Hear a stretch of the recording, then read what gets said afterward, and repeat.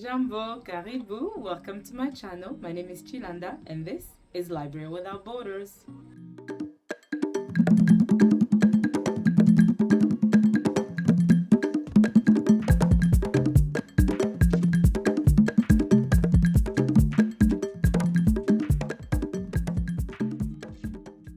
Welcome again to my channel. I am so happy and motivated that you could make it today, and stop by.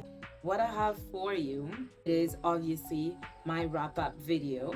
I want to share with you all the books that I've read for the month of August, which was obviously my birthday month. So as I said, I read, y'all know how many books I read this past month? Let me tell you, and I'm proud of myself, because I was looking at how I started. Guys, I was trying to count how many books I read so far in total, and I was going back to my previous videos, and oh my god, I was like trying to it was so cringe, but I came a long way. I mean, who said that whenever you start you have to be the best or perfect? Even now, I'm still finding my way around and getting better every day with every video. I hope you are noticing. So anyways, let's get into this, right? Like Pat, she's one of my subscribers. Thanks. Hi Pat, shout out to you. You always say hydrate, so here. Okay guys, so I read a total of this book. Now, except one, which was The Perfumist of Paris by Alka Joshi. I was listening to it on audio, so I still have 6 hours left. That's the only book I didn't really finish. So in total, I finished 1, 2, 3, 4, 5, 6, 7, 8, 9. In no particular order, I'm gonna talk about these books, not in the order that I read them, but just the way they're stacked right now. And I'm going to talk about first the books that I did not review, because I have 2 videos out there where I reviewed, I believe, 7 books, and the rest I'm going to talk about the ones I haven't reviewed and just go quickly through the ones that I have a review on. So The Open House by Sam Carrington. I have yet to read a thriller. And this was my first introduction to a psychological thriller. Whoa, I caught it. And it's the story of Nick and Amber. Now, Nick and Amber have 2 children, 2 boys, and they're going through a divorce. And they have a house to sell. Now, the only issue with that house is that it was Nick's mother's house. Nick's mom is having a bit of anxieties with the selling of the house, because it was with the family. Now the fact that Amber wants to sell the house to anybody and it's not going to stay within the family is giving the mother-in-law a bit of anxiety. So that's one aspect of this story. The second aspect of this story is that the open house or the selling of the house is staggering. It's not moving. There seems to be some kind of blockage or obstacles where the house is not being sold. So Amber calls out this real estate agent who proposes this grand idea of opening the house to the neighbors where she lives. Okay, sounds like not a bad idea, right? So you get all these people, they get to see the house, you get to show it off, one shot, no problem. Now, the only issue is that this house is being sabotaged. So now, I was a bit scared because I wasn't sure if this was a paranormal book, which I will not do. In fact, I'm gonna do a video of where I'm talking about all the books I will never read. Okay, but anyway, so there's this sabotaging happening. Like, she will arrive at her house, something will be misplaced, and she would swear that thing was there, and as the reader we know that that's where she placed the thing. And then at some point her 2 boys are sleeping and they're telling their mom that someone is in the house, and all of that happened right after the open house. So you can just imagine. And one crazy thing is, Amber sees through the video ring doorbell that 13 people went inside the house, but only 12 people came out. Tell me that's not eerie. Like, that's not scary. And then she goes back to the house, and her kids are telling her that there's a man in the house who keeps watching them. Oh my God. It actually gave me anxieties. I was like, can you move right now? And this woman persisted to stay there. I would have gone to like a friend's house, and she had friends that suggested she move there, and they were okay with the boys until she figured this house thing. No, Amber was adamant that she's gonna stay there. No one will kick her out of the house until it's sold. And one thing about Amber is that she has this relationship. Oh my God, this book was crazy. So as I was saying, Amber has this new relationship, right? New love, and that's why she's trying to sell this house, because she wants to move with this guy she met on the internet, and his name is Richard, right? So cute. It's not, there's no smut here, there's no such thing, but there's a bubbling new love aspect to this story, which was cute. So Richard and her are he lives in another city, and they usually meet on the weekend, in order to feed the relationship, right? So the only thing is, while you're reading this book, you are discovering some secrets. And boy, oh boy, when I tell you, you will be floored once you find out what the secret is about. So remember how I said the mother does not want to get the house. She doesn't want the house to be sold. Nick is the ex, and he's also a police officer. So, with that, as I told you, like with the whole weird shit happening in the house, she calls on Nick to go and, do a thorough search of the house. Nothing is found in the house. But every time the mother comes in the house, she seems to like act weird, act strange. Like at some point she saw this painting, she looked at it, and she was angry with Amber. And she took that painting, it disappeared. And at this stage in the story, we know that Amber is almost suspecting the mother-in-law of sabotaging the sale of the house, and she just can't figure it out why. And then a stranger comes in town. He's looking to speak with Nick. And then when the story truly, like the climax of the story happens, is that Richard somehow finds himself in town. Nick is also there because he needed to see Amber about something. The mother-in-law, something happens to her. And then there's also the neighbor, the nosy neighbor. She's also involved in this story.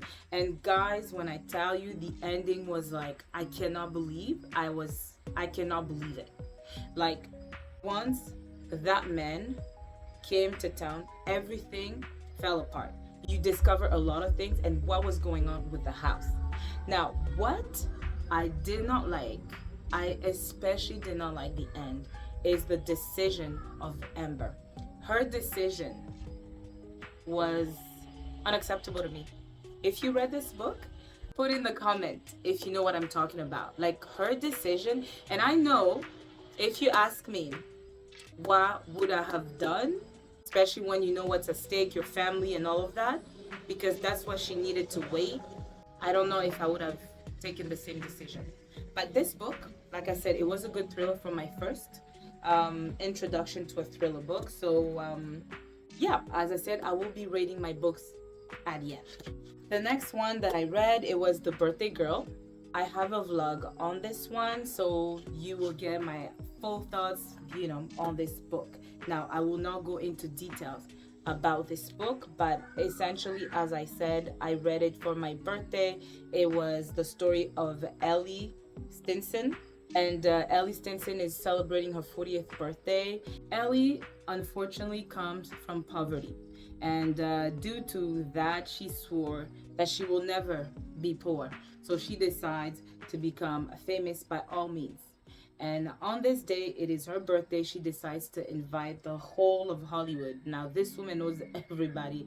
You have names of Michael Kors, like she knows, like the big people, the famous and rich. That's the world she lives in. But at the same time, she's also dealing with her past. Her past is coming back through a message or a text, and she doesn't know what this person is looking for, but all she knows is that she had a friend, Leo, and with whom they were really friends, and they spent their child or teenage years together, and we learn something happened to that friend in this book.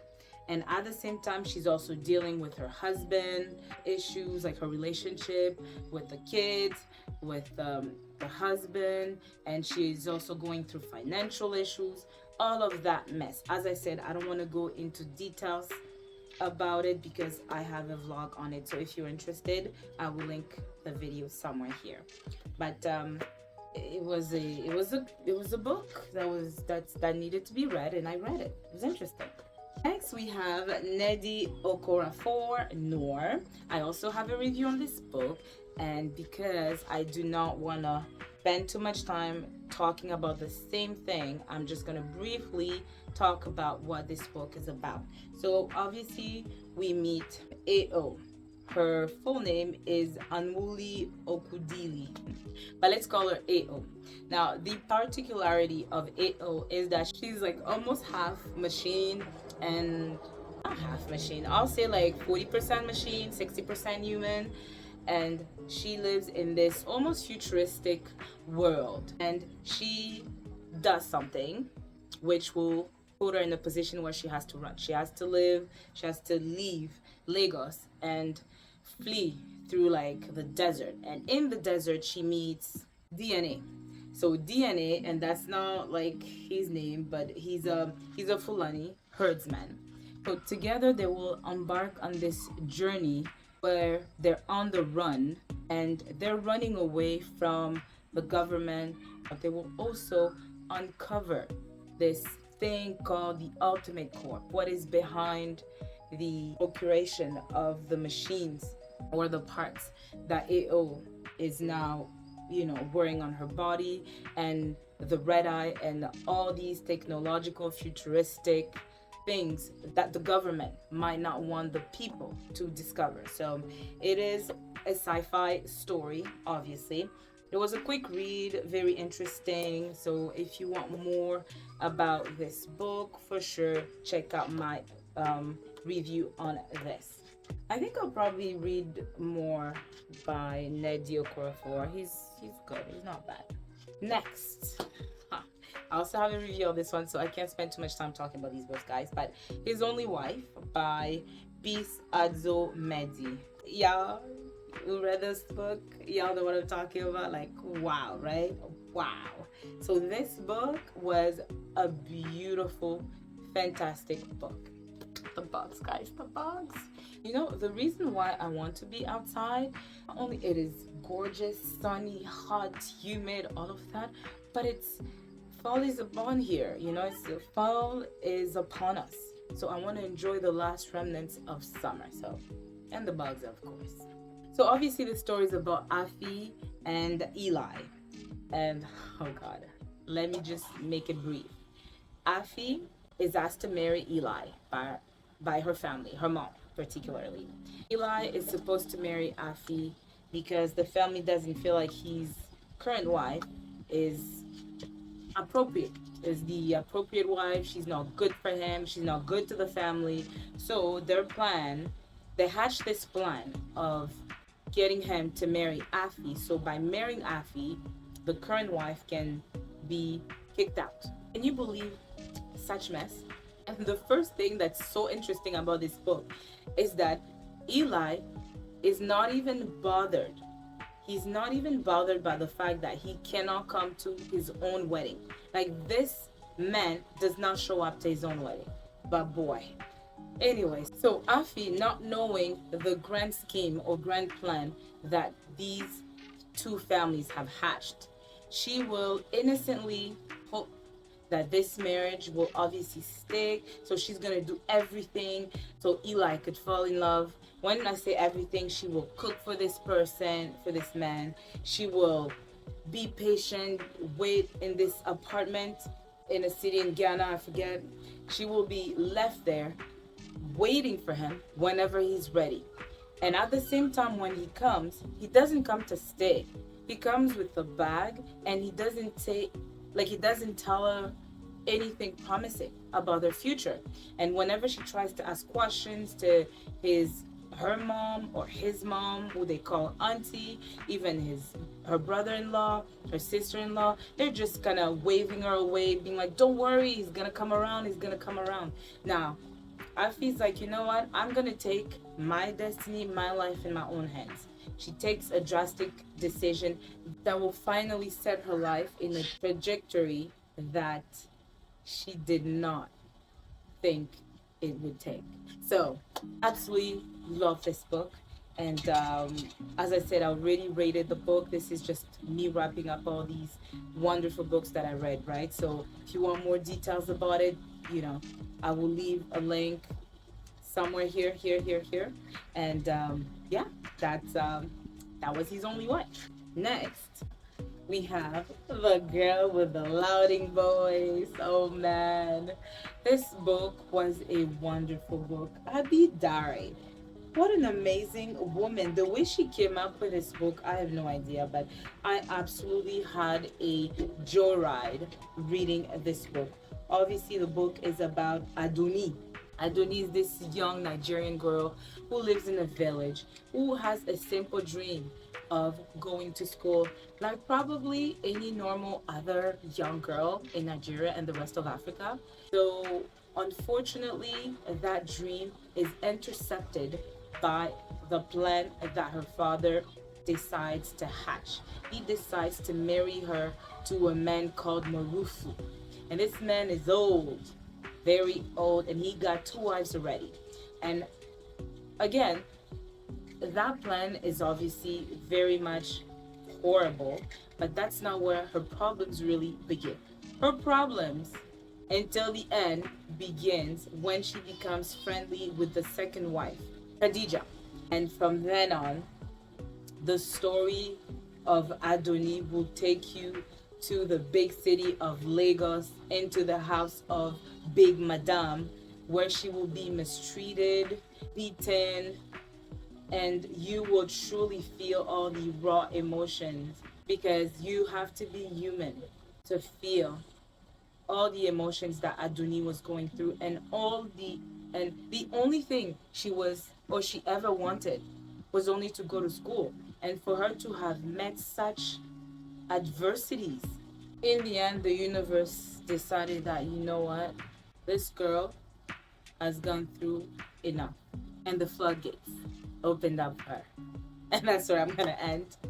But anyways, I had a wonderful time, as I said. So if you have not picked it up yet, please pick this book up and follow the Audible version. I mean, if you are adventurous enough, you can read it, but just remember that the English, the way it's written, you will miss, because you might just get confused and you might not really get the emotions that the author is trying to convey. So I highly suggest to pick up the Audible version. Next, we have Everything I Never Told You by Celeste Ng. Alright, I also have a review on this one, so let me briefly explain to you what this book is about. I don't want to get into too much about this book, but essentially the way this book starts is it's very triggering. So again, look out for the triggers. Lydia is dead. Excuse me. And Lydia is the daughter of Marilyn, who's white. What's the dad's name? And James is of Asian descent. They have 3 children, as I said. Lydia, who's dead, and then we have Nathan, and Hannah is the youngest one. She will be the one standing by, observing everyone. You barely hear from Hannah, but you hear from everybody else's perspective. That's the way the book is written. So the way and that's why I had a little bit of a hard time, because this book was the book club choice, my book club choice. And I know when I started talking to some ladies, they said they were also having a little hard time with this book, simply because of the way the author, she would start a dialogue, or a monologue with a particular character, and the way she would transition to the next one, there was no clear transition. It wasn't like she was finished with this person, and then you hear from this person. It was just like you hear from Lydia, no, Lydia, you know, and then directly you would hear from Marilyn. Like that's the way she wrote the whole book. So that's the only part that was really like But other than that, this book was really sad. As a family, they were trying to grapple with the whole idea of the daughter, sister being gone, and how they did not see the signs. What could they have done to have saved Lydia? Were they attentive enough? What did they miss? And they will literally go above and beyond trying to figure out what could have been done to save Lydia. And it's heartbreaking, especially Marilyn, because she's the mom. She carried that child. She had high hopes for her. And as a mom, she knows, well, I'm not going to say she knows, but I feel like she kind of failed, because at some point you hear how she wanted to almost suffocate Lydia with her own dreams that didn't happen. And I believe as parents, we need to be careful with that, simply because whatever didn't happen for us does not mean we have to force it on our children. And that's one thing that you read about this book. It was a fantastic read. It's a quick read. It does deal with a heavy topic, so please be mindful of that. But if you haven't picked it up yet, pick it up. And as I said, I also do have a review if you want my full thoughts on this book. All right, so Everything I Never Told You by Celeste Ng. Next, I have Linden Falls by Joshua Hershey. As I said, I believe this is my first book when it comes to fantasy, and I think I should have been baptized into the fantasy world in a better way before getting into this one. So I don't want to take away from all the work that it takes to create a fantastical book, but as I said in my review of this book was not for me. It had all the elements that make a fantasy book, a fantasy: the supernatural elements, the creation of the world, the good and evil power, the government, the characters, the magic, the witch. It had all of that. I simply was confused, and I tried to really get lost in the book, but I was lost, and not for the good reasons, okay? But I do think it is a book for someone out there, someone who likes, fantastical books and also the religious aspect of it. I know the message is obviously a positive message, so if you're into all of that, this book might be for you. So there you have it. Then I read Yinka, Where Is Your Husband by Lizzie Damiola Blackburn. It's a quick read, as I said. It's one of those books that was on my TBR for the longest time. So I was happy when I finally got to read it completely. We follow Yinka, who is Nigerian, and she is surrounded by a crazy family. And sorry, I don't mean that in the disrespectful way. I'm just saying in the sense that all her aunties, her mom were in her business, wanting her to find a husband, because she was, I think, 20, was she 27 or 30? She was 30 or something, right? When you're at that age, I think 27 and above, African family starts to worry about you. And that's what's happening to her. So without getting into too much details, she decides to come up with this plan that's gonna help her find a husband. If not a husband, at least a partner with whom she's gonna go to at the wedding of her friend. And it's basically Yinka going through all these mishaps with all these men that she's trying to have a relationship with, and discovering that that's not gonna work, and all the plans, all the notes, the sticky notes, all the plans that she comes up with keep failing. And at the same time, she's also losing her perspective on the friendship that she has, her family, what is important to her. And she's also going through insecurities, being a dark-skinned girl. All of that, you find it in this book. So the way the author weaved this story, I really enjoyed it. I really had fun with this book, and if you haven't picked it up, please do so. They're really funny stories. The last book that I read for the month of August was Real by Kennedy Ryan. No, guys, no, no, no, no, no, no, no, no, no, no.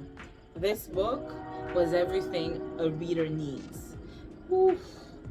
Oh, how does she do it? I need to know if she smokes something, or if she like meditates, or if she elevates, or she has like some type of tantric sex that inspires her to write such wonderful, exhilarating books.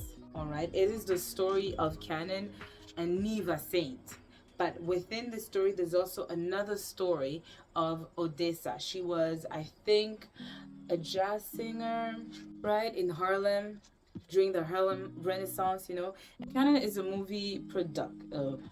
production, a movie producer, and he's on a quest to find the perfect actress for this movie or big project that he has. And a friend tells him to go to this Broadway show where there's this actress that he believes he's gonna like. And Lord behold, there's Neva Saint, who captivates him from the get-go. And from that point on, the story takes off, and we will be taken on a journey of love, of pain, of resilience, of like movies, of a little bit of the past, of black love. I mean, it was simply a beautiful story, guys, and I don't want to again talk to you more about it, just because I do have a review on it where I'm gushing about this book. Please watch the review, because I am going into details about the emotions and what this book was able to bring out of me. Okay, I'm at a loss of word, because I don't want to say that this book, I knew what I was getting into.